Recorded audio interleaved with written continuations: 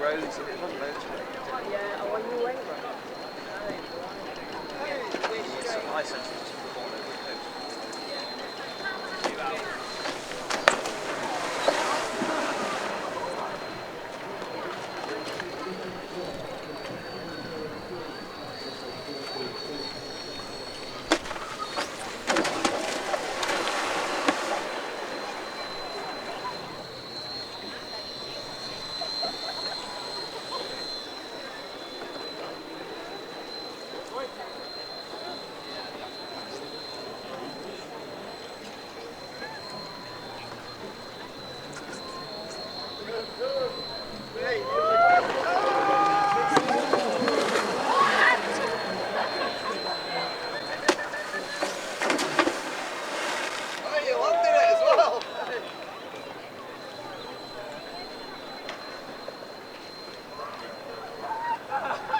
Ran out of water and me on.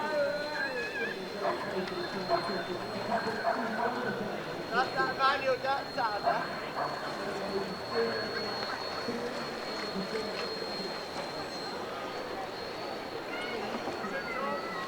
Yeah.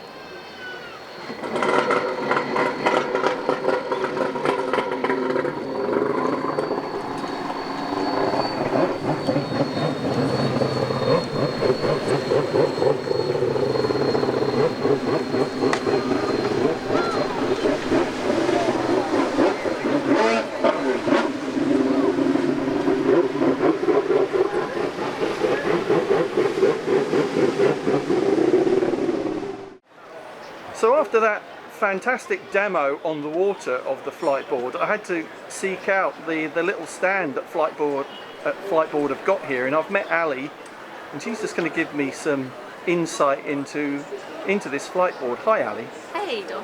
Hi. So what advantage does this have over a powered surfboard? Because there are a few of those on the market, but this actually runs out of the water. Yeah, totally. So it works on a hydrofoil system, much like you've seen the guys pumping on a manual hydrofoil. This is purely battery powered. So we have a battery that sits inside the surfboard here.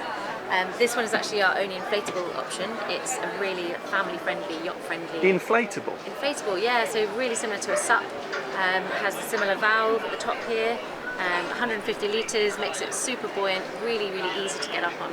So it just means that if you're a learner or if you want someone to love it immediately, get them on this, get them out there, and they'll get up within the first. Is that the primary advantage of it? That it's buoyancy, or it's your ability to pack it away easily and transport it. Yeah, to be honest, both of those things. So this is what's used by our flight schools around the world. So getting people on them, obviously you can have yourself, kid, dog on the front. What, more than all one important. person? You can, yeah. We've tried it with a couple of our riders. They're 2 male adults, and they didn't quite make it with the battery running for that long. It'll reduce your battery time, but the whole idea is to basically get Fliteboard used by everyone in the way that they want to explore the ocean. So going out for up to 2 hours of running time with 1 battery charge, finding different coves that you can't get to by other boats, just completely silent, electric, no environmental damage being done at all. And it does run flat on the water as well, doesn't it? Yeah, totally. So if you're not up on your foil, so you've got up to 60 centimetres of this mast, so essentially everything below here will be underwater. So you've got that much chop to rise above. And So float even if over. it's not smooth like today, Yeah. you'll have a smooth experience on board. Totally. Because The it's whole running idea low. is you're flying above it. You've got lovely cruiser wings, stabilisers at the back, and it doesn't really matter then kind of what you're even foiling on, because everything is being controlled with the underneath water bit here. Yeah, it's just so much fun when you're up on your foil. You look, you basically turn your head to where you want to go. The board will respond, and it's like similar feeling of the best powder day you've ever had. Japanese powder. There aren't too many of those, are there? Yeah, yeah. So control Control, yeah, it's is really how? subtle. So Yeah. you have a controller in your hand. This is our flight controller. You have an on and off throttle. Essentially that's on and off, not much speed control with that. The speed settings are 20 different speed settings. So they okay. You start on 1, on your belly, on your knees, head up a couple, get to standing, get your weight forward on the board, and then keep working your way up through the speeds to how much speed you want to give it. and then turning. Is that a Yeah. leaning Yeah, it's a weight subtle shift? leaning. Yeah, so essentially kind of a little bit like surfing. Follow where you move your head and follow where you want to go. The board will respond really well, and it's all about just making sure your body weight is forward rather than back, Gotcha. like a surfboard or a snowboard. Because the nose naturally wants to rise and push up. Okay. With all the thrust coming from underneath. So Portability. So is this a carry case for it? Yeah, So if so- I'm going overseas, So you have the board detaches with simple Allen key screws down there. Yeah. The E4 comes off, that stays as one piece.